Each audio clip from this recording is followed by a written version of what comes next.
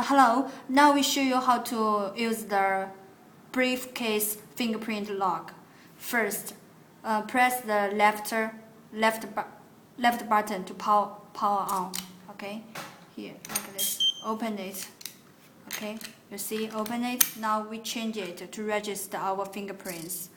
Okay, when light turn green, register.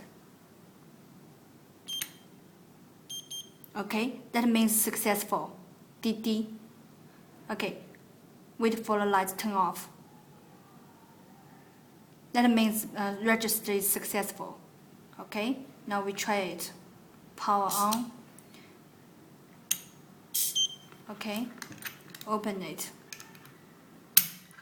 Now we just register this fingerprint. Okay, now we use this one to open it, to try it. It's alarm. You cannot open it. So that means the fingerprint existed successfully. Okay, that's all.